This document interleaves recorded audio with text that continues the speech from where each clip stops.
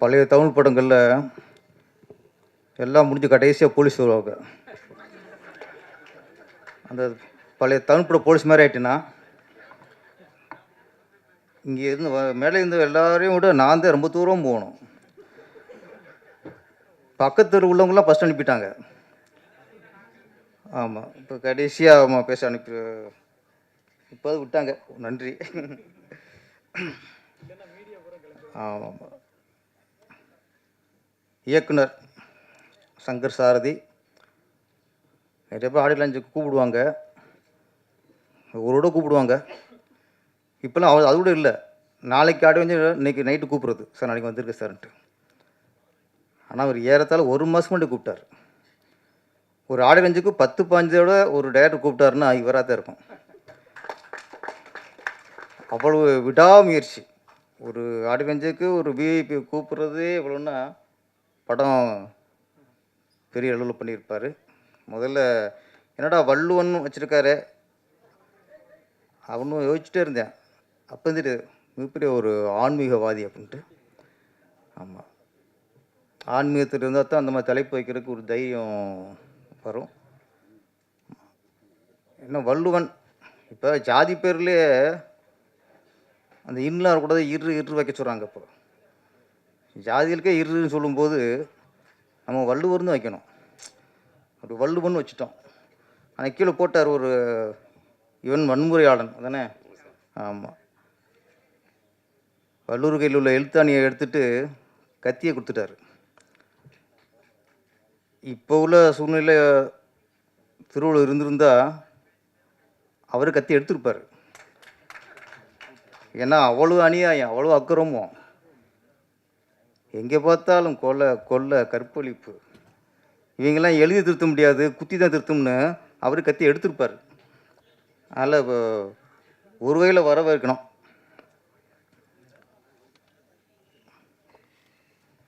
சில வருஷத்துக்கு முன்னாடி பார்த்தா நீங்கள் வள்ளுவன் ஃபஸ்ட்டு டைட்டில் வச்சு உங்களுக்கு பாராட்டுறேன் முதல்ல. ஏன்னா அதுக்கு ஒரு தைரியம் வேணும்.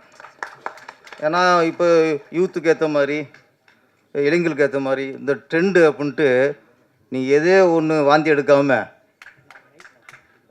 வள்ளுவன்கிறத ஒரு சரியான ஒரு தமிழ் பற்றோடு நீங்கள் எடுத்துருக்கீங்க. இந்த நேரத்தில் வள்ளுவன்கிறத நீ ஒரு டைட்டில் முக்கியமானது. முன்னாடிலாம் பஸ்ஸு போர்டில் கலைஞர் கருணாநிதி நகர் அப்படின்னு போர்டு இருக்கும். ஒரு நகருக்கே கலைஞர் கருணாநிதி நகர் அப்படின்னு போர்டு இருக்கும். ஆட்சி மாறின உடனே அந்த கலைஞர் கருணாநிதி நகர் வந்து கேகே நகராக மாறிடும். இந்த நகர் போர்டெலாம் பார்த்தா உடனே அது ஃபஸ்ட்டு ஆட்சி மாறணும் அது பண்ணுவாங்க. அந்த போர்டை அடிச்சு விட்டு டக்குன்னு கேகே நகர் பண்ணுவாங்க. திருப்பி திமுக ஆட்சி வந்துச்சுன்னா திருப்பி கலைஞர் கருணாநிதி நகர், பஸ்ஸில் அண்ணா நகர் டு கலைஞர் கருணாநிதி நகர் பேர் மாறும். அப்புறம் ஒரு ஆட்சி வரும்போது அரசு பஸ் எல்லாம் பச்சை பெயிண்ட் அடிச்சிருவாங்க. எல்லாம் அது ஒரு ராசி, பச்சை பெயிண்ட் அடிச்சிருவாங்க.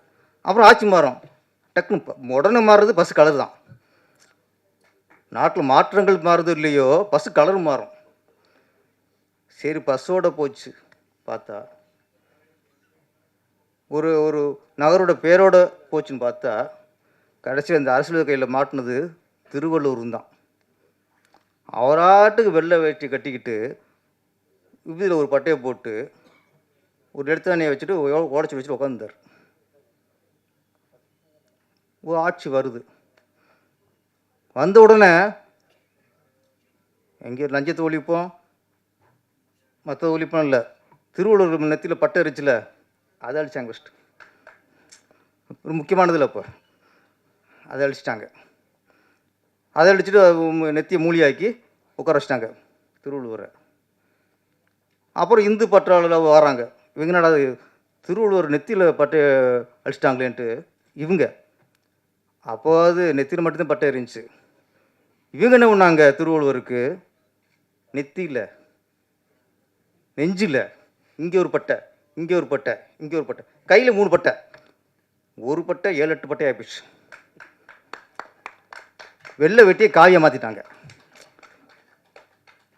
ஒரு அரசியல்வாதி கையில் ஆட்சி மாறினா பஸ்ஸு கலர் மாறலாம், ஏன் அங்கே திருவள்ளுவர் மாறுறாரு? அவரே இதை பாடுபடுத்துறிய, அவர் என்னையா பாவம் பண்ணார்? அப்போது அவர் திருப்பி வந்தார் வச்சுக்க, திருப்பி இவர் கையில் கொடுத்து கத்தி தேவையில்லை, துப்பாக்கி தூக்கிடுவார். அவங்களா என்ன பாடுபடுத்துறிய? அந்த அளவுக்கு இன்றைக்கி திருவள்ளுவரே இந்த பாடுபடுத்திக்கிருக்கோம். ஆனால் திருவள்ளுவருங்கிறது வள்ளுவன் பேர் வச்ச சங்கர் சாரதிக்கு என்னுடைய முதல்ல வாழ்த்துக்கள். அப்புறம் இன்னொன்று, படத்தோட கதை. நான் ஃபஸ்ட்டு வந்தோடனே சார் ஆடியோ லான்ச்சுக்கு வரணும், அப்போ என்ன டைட்டில்னு கேட்டேன். வள்ளுவன் அப்படின்னாப்புல. நானும் சாருக்கு சொல்லும் மாதிரி நானும் ஷாக்காயிட்டேன்.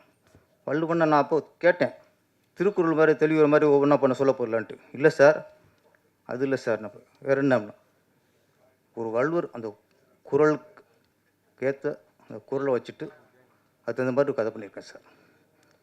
ஓகே, அப்போ நாட்டு சொன்னார் அவர், இந்த மாதிரி கொலா அரங்கில்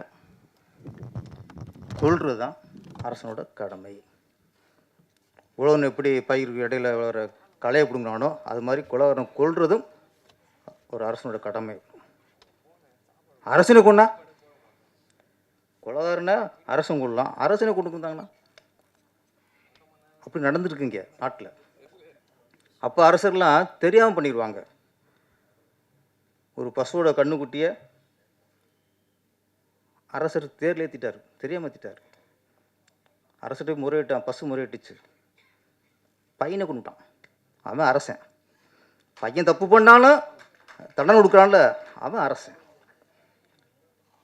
தப்பான புரிதல், தவறாக புரிஞ்சுக்கிட்டு கோவலனுடைய மரணத்துக்கு காரணம் பாண்டிய மன்னர்.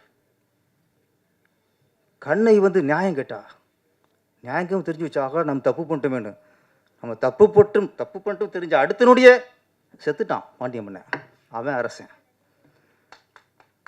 அவன் பையன் கற்பழிச்சாலும் சரி, அவன் பையன் கொலை பண்ணாலும் சரி, பையனை காப்பாற்றுறதுன்னா அப்படி அரசன் இருக்க முடியாது. இன்றைக்கி நாடு அப்படி இருக்குது. ஒரு டைலாக், வீரியமான டைலாக் ட்ரெய்லரில், உங்ககிட்ட பதவி இருக்குது, பணம் இருக்குது, எங்கிட்ட சட்ட நுணுக்கம் இருக்குது. நம்ம 2 பேரும் சேர்ந்தா சட்டத்தையே விலைக்கு வாங்கலாம், ஏன் நீதிபதியே விலைக்கு வாங்கலாம். இந்த காலகட்டத்தில் இந்த டைலாக் சொல்கிறதுக்கு பெரிய தைரியம் வேணும் சார். இன்றைக்கி நீதிபதியை விமர்சனம் பண்ணணும்னு சொன்னாலும் உள்ளே வச்சுறாங்க. வாட்ஸ்அப்பில் என்ன நீதிபதி பண்ணிட்டாரு அப்படின்னா, இந்த நீதிபதி சொல்லிட்டாரு தூக்கி போடு. நீதிபதி கடவுளா? அரசனே தப்பு பண்ணுறான், ஆண்டவனே தப்பு பண்ணுறான், நீதிபதி தப்பு பண்ண மாட்டாரா? நீதிபதி சொன்னால் அவனை தூக்கி உள்ளே வச்சுறது. அப்படி இருக்க காலகட்டத்தில் நீதிபதியே விலைக்கு வாங்கிறோன்னு ஒரு டைலாக்னா அதுக்கு இயக்குனர் பாராட்டணும், பாராட்டணும்.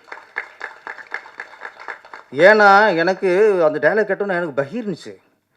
நான் சிவகாசியில் ஒரு சீன் வச்சு விட்டேன். ஆனால் அந்த பேசுகிற டைலாக் வந்து வக்கீல் பேசுகிற டைலாக் தானே. சிவகாசியில் நான் வக்கீல் வந்து ஒருத்தருக்கு டீ வாங்கி கொடுத்துட்டார். நான் ஒரு நகைச்சுவையாக வச்சு விட்டேன். படம் ரிலீஸ் ஆனதுக்கப்புறம் தமிழ்நாட்டில் எங்கெங்கெல்லாம் கோர்ட் இருக்கோ, திருச்சியில், தஞ்சாவூரில், மதுரையில், கும்பகோணத்தில், சென்னையில், செங்கல்பட்டில் எங்கெங்கெல்லாம் கோர்ட் இருந்துச்சோ அங்கெல்லாம் என் மேலே கேஸ் இருந்துச்சு. நான் வக்கீல் சொல்லிட்டேன்ல, என் மேலே மட்டும் இல்லை, என் மேலே நான் டைலாக் எழுதுன்னு நான் நடித்த பாவத்துக்கு விஜய் மேலேயும் கேஸ் போட்டாங்க எல்லா கோர்ட்லேயும். அவர் ப்ரொடியூசர், அவர் பாவம் இந்த டைலாக் எழுதுன்னு தெரியாது, எடுத்ததும் தெரியாது, படம் பார்க்கும்போது பார்க்குறாரு. அவர் மேலே கேஸ், 3 பேர் மேலேயும் எல்லா கோர்ட்லேயும் கேஸ் இருந்துச்சு. அப்போ ஒரு வக்கீலை ஒரு நகைச்சுவை காட்டும்போதே எனக்கு எல்லா கோர்ட்லேயும் நம்மளுக்கு கேஸ் இருந்துச்சு. இந்த மனுஷன் ஒரு வக்கீல் வந்து நீதிபதியே விலைக்கு வாங்கலாம் அப்படின்னு ஒரு கருத்து சொல்கிறாருன்னா உண்மையிலே இவர் வந்து 100 பேரரசுக்கு சமம் சார். தைரியம் வேணும். ஏன்னா ஒரு டைரக்டருக்கு முதல்ல நாட்டுப்பற்று இருக்கணும் சார். நாட்டு மீது அக்கறை இருக்கணும் சார்.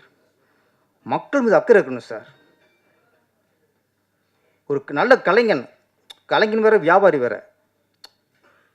பொழப்புக்காக, வயிற்று பொழப்புக்காக எதாவது சொல்லி படத்தை எடுக்கிறத விட நாட்டு நல்லது செய்யணும். நாட்டுக்கு ஒற்றுமை உண்டாக்கணும். நாட்டில் ஒரு விழிப்புணர்வு உண்டாக்கணும். அவன் தான் நல்ல கலைஞன். முதல்ல நல்ல கலைஞனாக இருக்கணும் முதல்ல. அப்புறம் டைரக்டராக சம்பாதிக்கிறவங்க அடுத்த விஷயம். ஒரு விஷயம் இப்போ சொல்கிறேன். ரொம்ப மனசு வலிச்சு ஒரு பேசும்போது, எங்கள் அம்மா இன்றைக்கும் வீட்டு வேலை பார்க்குறாங்கண்ணா சார். ஒரு திரைப்பட இயக்குனர் பெருமையாக இருக்கலாம். ஆனால் ஒரு விஷயத்தை வெளிப்படையாக சொல்கிறாங்க ஸ்டேஜில்.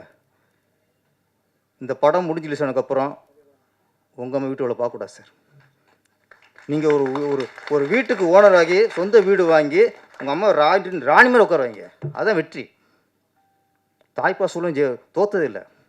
எம்ஜிஆர் முதற்கொண்டு நடிகர்களே தாய்ப்பாசத்தை அதிகமாக வெளிப்படுத்தினவர் புரட்சித் தலைவர் எம்ஜிஆர். நாட்டை ஆண்டு போயிட்டார் சார். அடிப்படை காரணம் தாய்ப்பாசம். கண்டிப்பாக நீங்கள் வெற்றி அடைஞ்சிருவீங்க.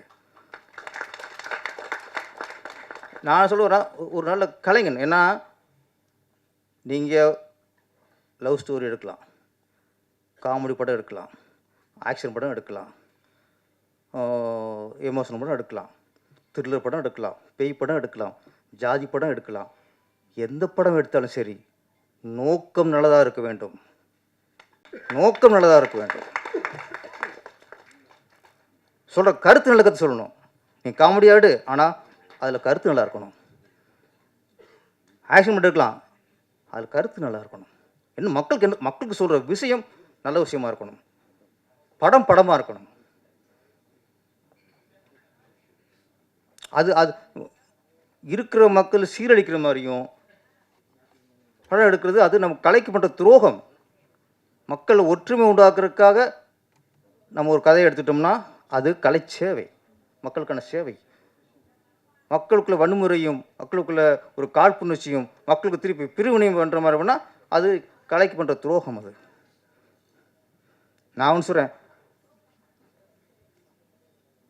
இந்த கலாச்சார சீரழி மாதிரி படம் எடுக்கிறாங்களே, அதை விட ஆபாச படம் எவ்வளோ மேல் சார், செக்ஸ் படம் எவ்வளோ மேல் சார். இந்த கலாச்சார சீரியல் உண்டாக படம் எடுக்கிறத விட நீங்கள் காமத்தை மையமாக வச்சு படம் எடுத்துருங்க. ஏன்னா அங்கே கொடுத்துருவான் எங்கால் சென்சார். அங்கே இளைஞர்கள் மறுக்கப்படுவாங்க. செக்ஸை விரும்புகிறவன் போய் பார்ப்பான், காமத்தில் விரும்புகிறவன் போய் பார்ப்பான், படமாக போயிடும். ஆனால் நாங்கள் பொதுவாக படம் நடித்து உள்ளே வந்து, நல்ல படம் நடித்து உள்ளே வந்து நீங்கள் கலாச்சார சீரியல் இப்போ உண்டு பண்ணால் தயவுசெய்து அந்த மாதிரி வியாபாரியாக இருக்காதீங்க. ஒரு நல்ல விஷயம். இப்போ இது வந்து த்ரில்லர் மூவிங்கிறாங்க. த்ரில்லர் மூவினாலும் அது ஒரு நல்ல விஷயம் சொல்கிறார். பெண்களுக்கு பாதுகாப்பு வேணும். இன்றும் பெண்களுக்கு பலாத்காரத்தில் பாதிக்கப்படுறாங்க, அதை ஒழிக்க வேணும். அதுக்கு ஒரு குரலின் அடிப்படையில் ஒரு கதை வச்சிருக்கிறார். அப்போ பெண்களுக்கு பாதுகாப்பு வேணும்னு சொல்லி நல்ல விஷயம் தானே. அப்போ ஒரு நல்ல கருத்தை நீங்கள் ஆக்ஷனாக சொல்லுங்கள், த்ரில்லராக சொல்லுங்கள், என்னோட சொல்லுங்கள், நல்ல கருத்தை சொல்லி தொலைங்க. முதல்ல சொல்லுங்கள். முதல்ல பணம் சம்பாதிக்கிற ஏதாவது பண்ணிட்டு போகிறதுக்கு எத்தனையோ தொழில் இருக்குது. முதல்ல அந்த வகையில் நான் சங்கர் சாரதியை ரொம்ப பாராட்டுறேன். ஒரு நல்ல விஷயத்தை எடுத்துகிட்டு திருவிழா சொல்லியிருக்காரு. ஒரு ஆன்மீகவாதி, சாமி நம்புகிறவர், பக்திமான், நல்ல விஷயந்தான் சொல்லுவார். அந்த நம்பிக்கை எனக்கு இருக்குது. அப்புறம் இதில் சேத்தன் பரத்திட்ட கதை சொல்லி கொஞ்சம் மிஸ் ஆச்சு.